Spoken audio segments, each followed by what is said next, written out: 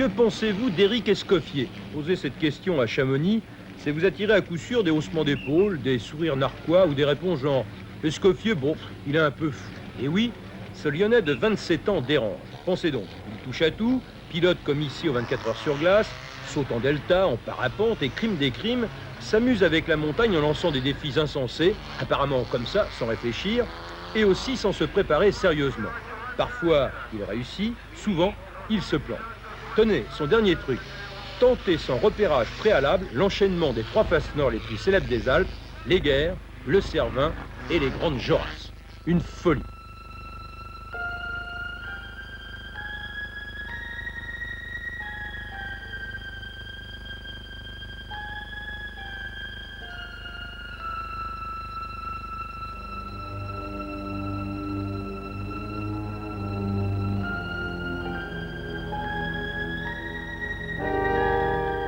Aucune paroi n'ayant échappé aux piolets aux crampons de toutes sortes, de jeunes alpinistes frustrés de première se sont inventés leur conquête de l'inutile, l'aventure des records, c'est-à-dire la tentative d'enchaînement invraisemblable en un minimum de temps.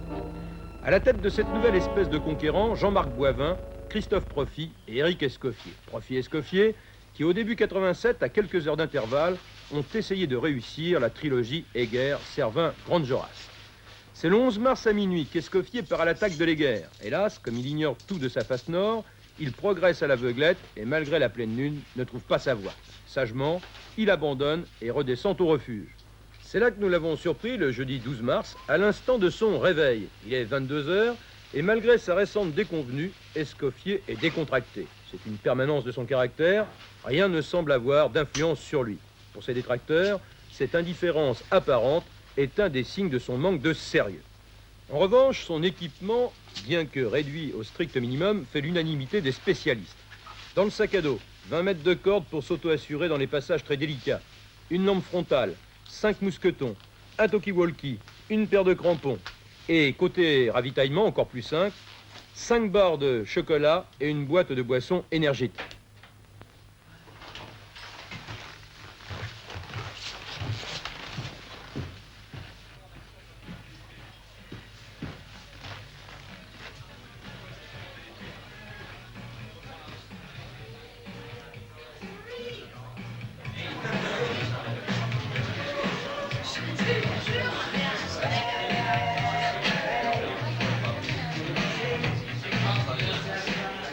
En temps normal, Escoffier ne resterait pas à l'écart, il apprécierait cette ambiance. D'ailleurs, à Cham, où il réside une bonne partie de l'année, il joue volontiers les prolongations avec ses amis tard le soir.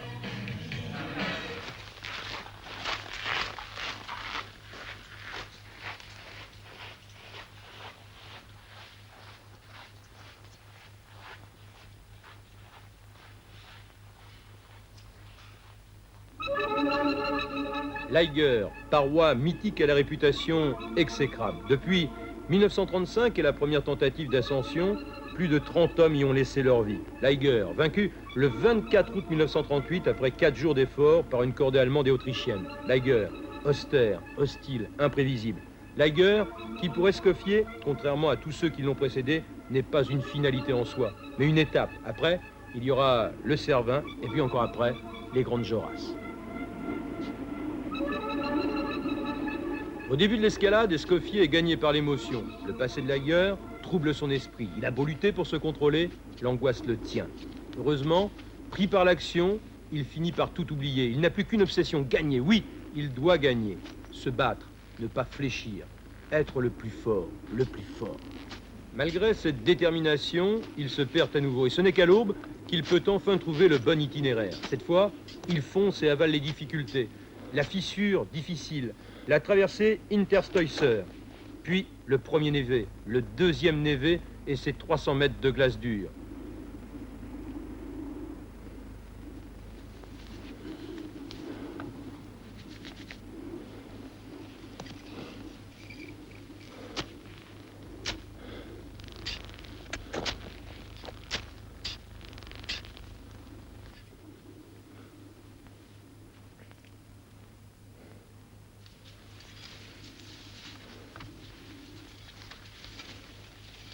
Par moments, Escoffier pense brièvement à Profit. Profit, qui doit se trouver là, un peu plus haut. Leur présence simultanée sur l'effroyable Eiger est une simple affaire de hasard, de circonstances météo. À la petite Scheidegg, base de toutes les tentatives, la vie s'écoule tranquillement, comme à l'habitude. On se laisse glisser sur les pistes en étant persuadé d'être un caïd de l'effort physique. Mais on ignore l'exploit, le véritable exploit, celui d'Escoffier.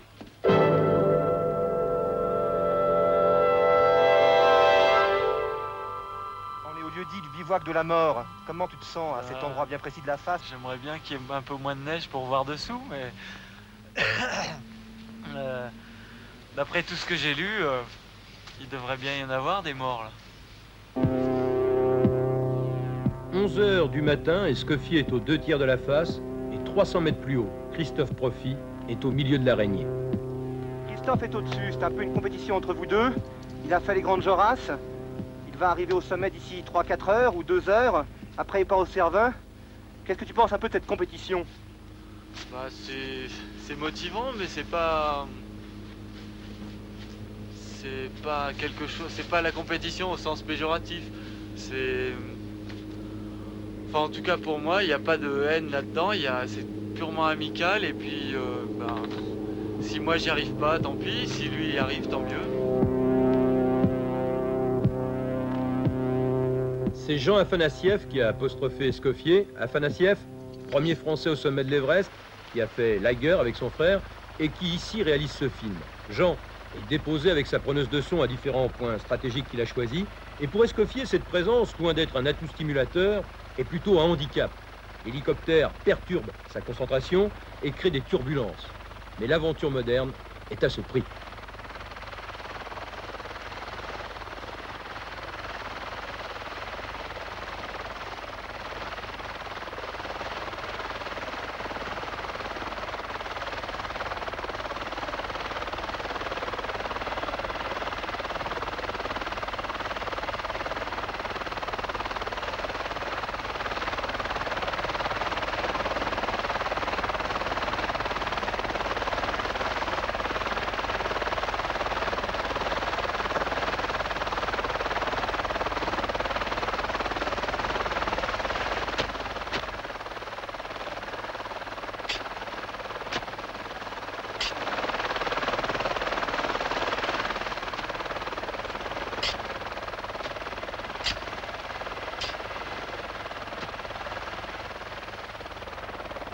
Tâche toujours délicate pour les pilotes.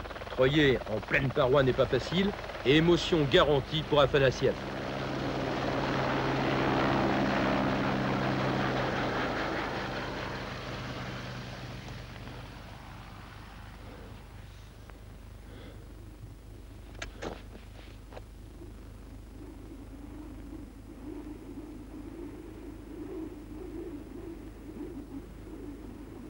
Première alerte pour Escoffier. Après l'euphorie du début, c'est le temps des douleurs. La rampe, passage clé est enneigée. Escoffier doit dégager le passage à coups de piolet, les prises rondes ne tiennent pas sous la main, les crampons ne mordent pas la fine couche et butent sur le rocher. Il est contraint de sortir la corde du sac pour s'auto-assurer.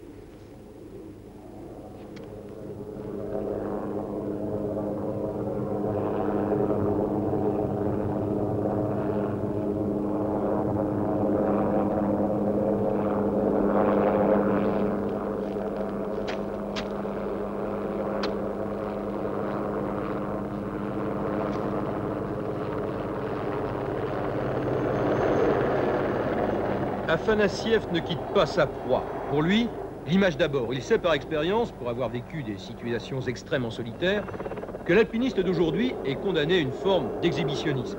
Plus question de tenter l'exploit seul dans son coin et de le proclamer ensuite. La caméra est l'indispensable témoin.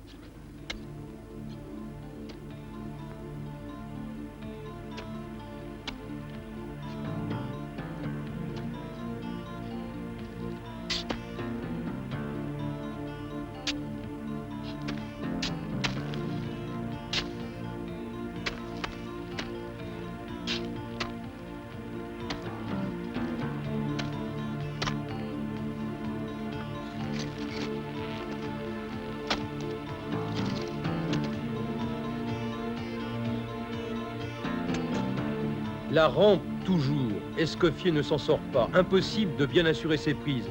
Les ressauts rocheux, verrouillés par des bouchons de glace, sont insaisissables. Il tâtonne, il perd du temps, mais ne se décourage pas. Il doit se battre, et il aime ça.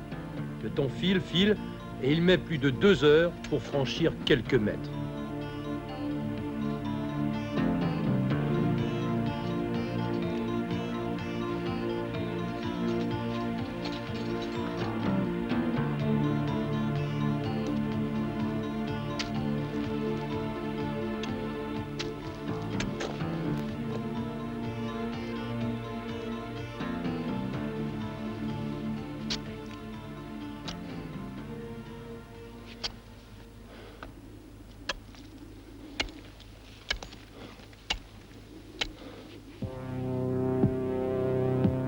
Et puis, c'est la traversée des dieux, l'un des lieux les plus fous de tous les sommets du monde. Un surplomb de calcaire sur 1500 mètres de vide.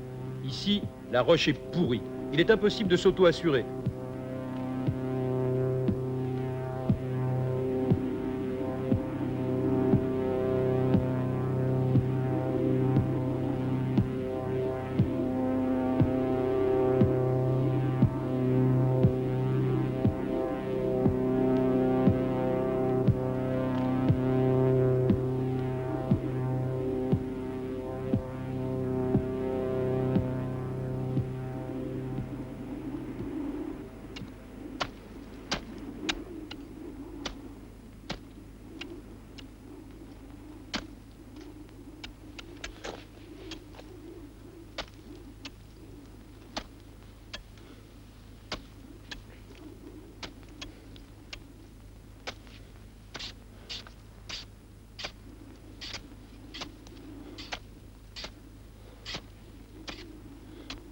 Nouvel obstacle avec l'araignée et sa grande pente de glace. Escoffier, sentant le sommet à sa portée, oublie sa fatigue et repart de plus belle. Comme emporté par son élan, il se perd un peu dans les fissures de l'arête sommitale, arête qu'il atteint à 17 heures.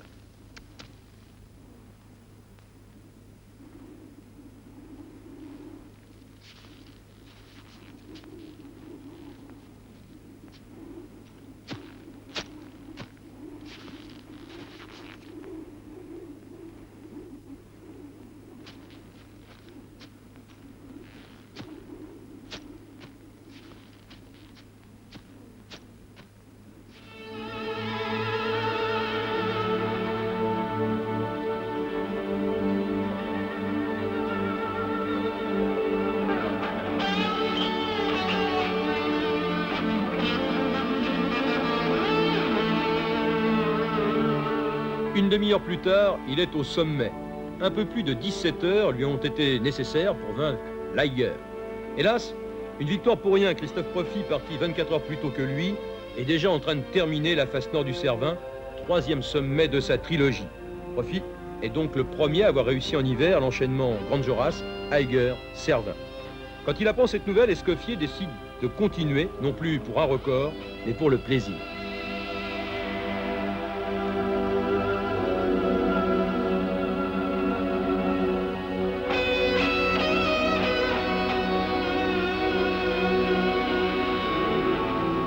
Zermatt, samedi 14, 8 h du matin. Escoffier rêve du Cervin, Afanassiev est inquiet.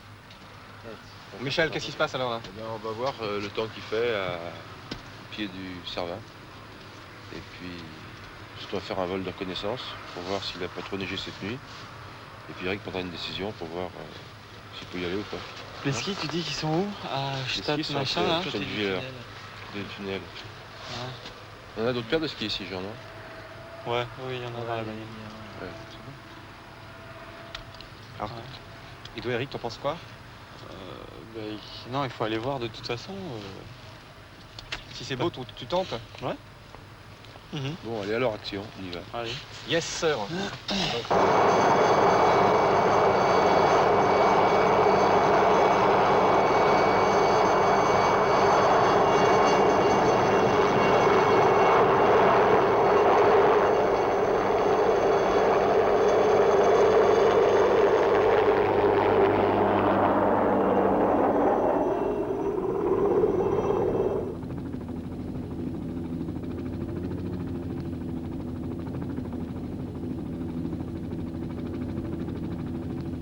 Avec la météo pourrie, il faut agir vite. Alors Escoffier gagne le refuge du Hornli en hélico. Il a neigé toute la nuit et la face nord du Cervin est entièrement plâtrée.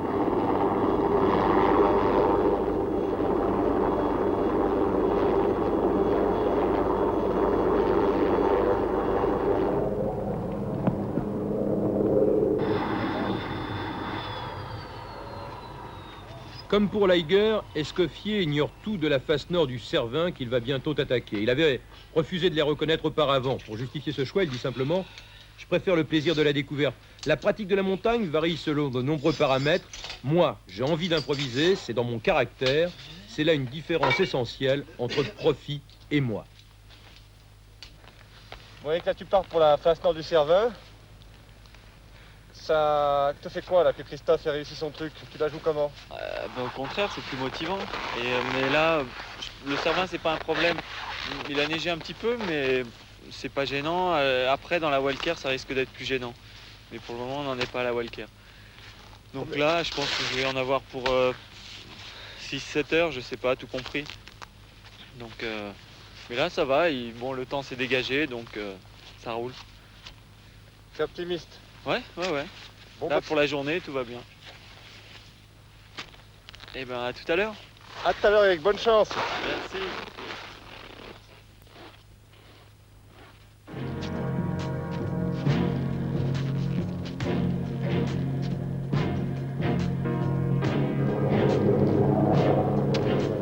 Motivé et pressé par le temps, Escoffier gravit le premier tiers de la face à une allure étonnante.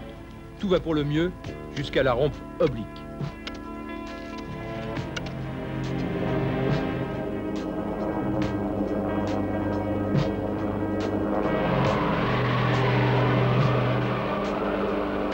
La rampe oblique. La neige tombée cette nuit est beaucoup trop importante. Il progresse au ralenti. Le froid, il fait moins 20 degrés, a tendance à engourdir ses membres. Il continue lentement, très lentement.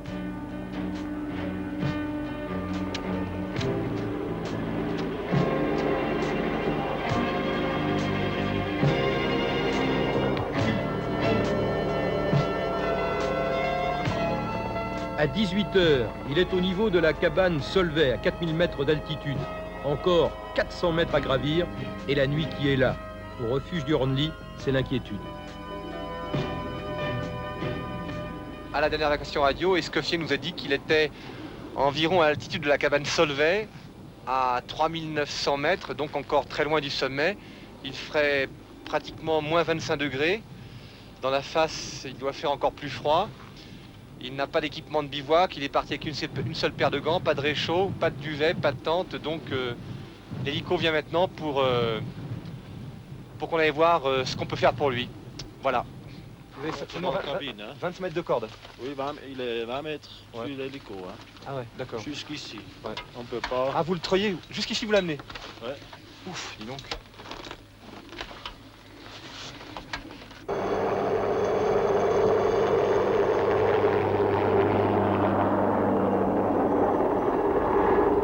Escoffier refuse les secours.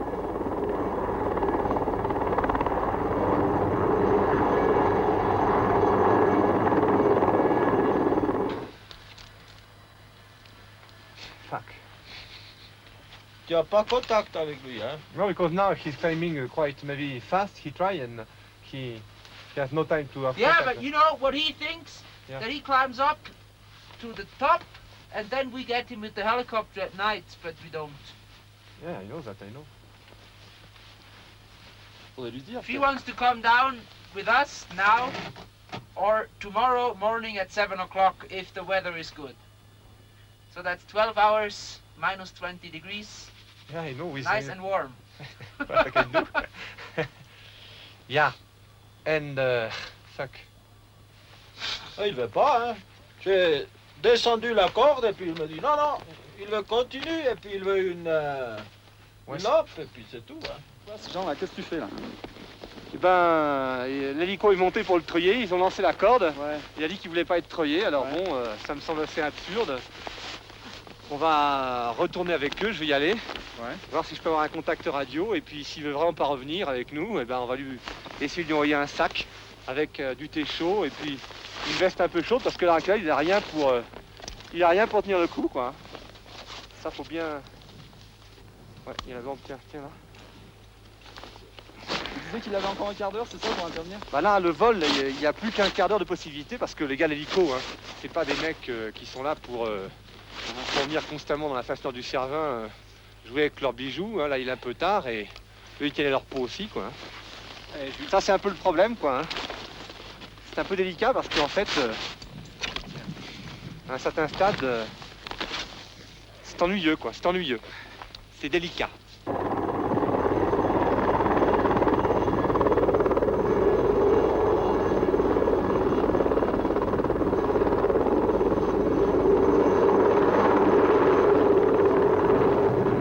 Escoffier a cédé, il a abandonné à 300 mètres du sommet. Mais ce n'est pas la raison qui l'a emporté, non. S'il a accepté le repli du secours, c'est tout simplement parce qu'il a laissé échapper l'un de ses 2 piolets en réceptionnant le sac d'équipement qui aurait dû lui permettre de continuer son ascension de nuit.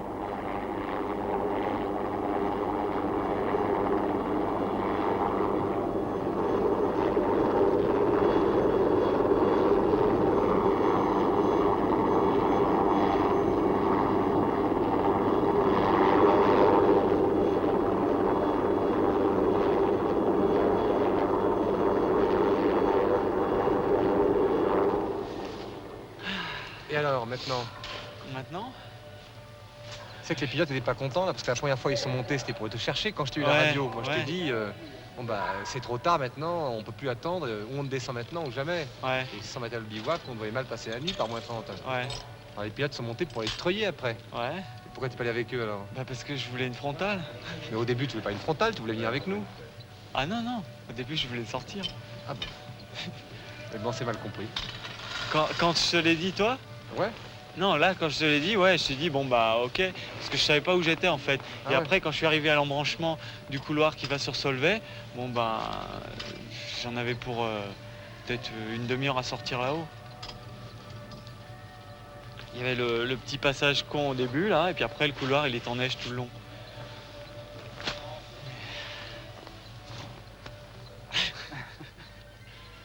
Ah. Et puis, ouais.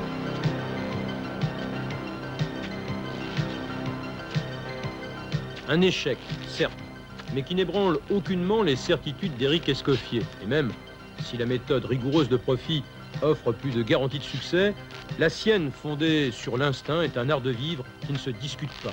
Aussi, Escoffier n'a pas à tirer de conséquences. Il a raté une trilogie, la belle affaire. Il pense déjà à une première himalayenne, la face sud du Lhotse.